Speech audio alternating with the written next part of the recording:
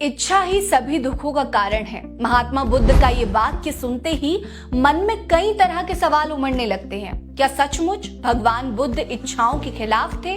भूख लगने पर खाना, प्यास लगने पर पानी, ठंड में गर्माहट की चाह, क्या ये इच्छाएं जीवन को चलाने वाली ऊर्जा नहीं है? अगर इच्छाएं ही जीवन का आधार हैं, तो क्या भगवान बुद्ध हमें जीवन के इस प्रवाह को रोकने की बात सिखा रहे थे? और अगर इच्छाओं को छोड़ने की इच्छा भी एक नई इच्छा बन जाए, तो क्या ये दुष्चक्र कभी खत्म नहीं होगा? नमस्कार, मेरा नाम है रीटा। आज की वीडियो में मैं आपको भगवान बुद्ध की उन शिक्षाओं के बारे में बताऊंगी जो न सिर्फ दुखों से मुक्ति का रास्ता दिखाती हैं, बल्कि जीवन को शांति और समर्पण की ओर ले जाती हैं। आगे बढ़ेंगे उससे पहले अगर आपने अभी तक चैनल को सब्सक्राइब नहीं किया तो जल्दी कर लीजिए। वीडियो पसंद आएगी तो लाइक कर लीजिएगा।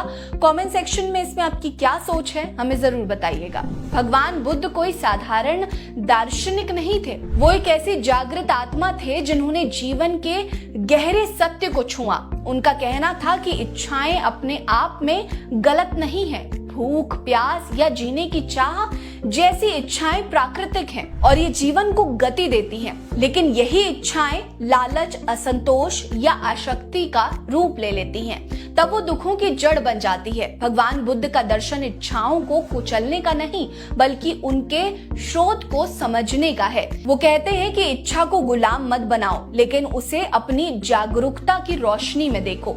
चलिए इसको उदाहरण के तौर पर समझ लेते हैं। उदाहरण के लिए, अगर आपको एक नई गाड़ी चाहिए तो ये इच्छा अपने आप में बुरी नहीं है, लेकिन अगर ये चाह इतनी अधिक हो जाए कि आप दिन रात उसी के बारे में सोचें, दूसरों से जलन करें या इसके बिना अधूरा महसूस करें, तो यही इच्छा आपके मन की अशांति का भी कारण बन सकती है।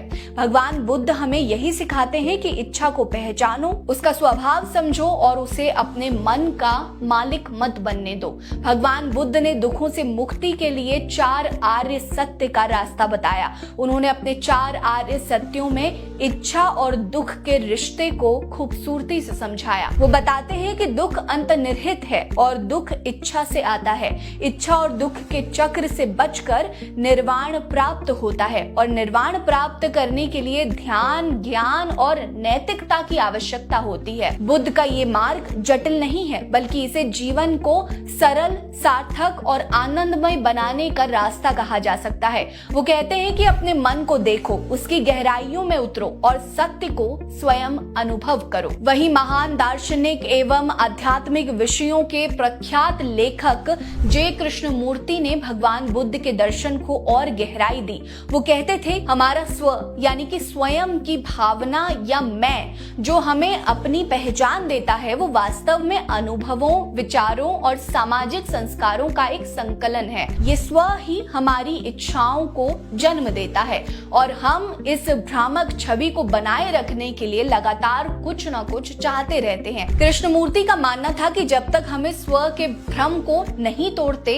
हम इच्छाओं के चक्र में फंसे रहेंगे। भगवान बुद्ध भी यही कहते थे कि अनात्म की समझ ही हमें दुखों से मुक्त करती है। जब हम ये देख लेते हैं कि हमारा मैं सिर्फ विचारों का जाल है, तो इच्छाएं अपने आप शांत होने लगती हैं। ऐसे में ये सवाल उठता है कि क्या इच्छा जीवन की चिंगारी है या इच्छा ही दुखों की जड़ है?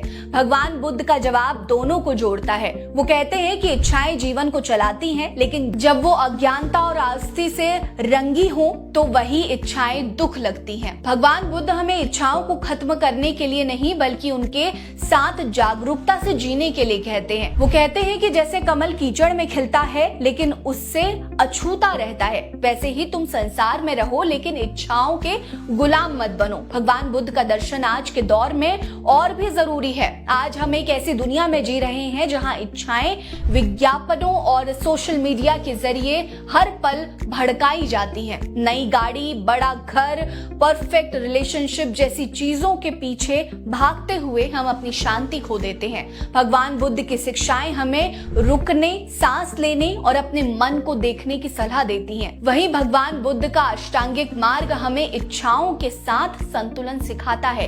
ये मार्ग हमें नैतिक जीवन, ध्यान और जागरूकता की राह दिखाता है।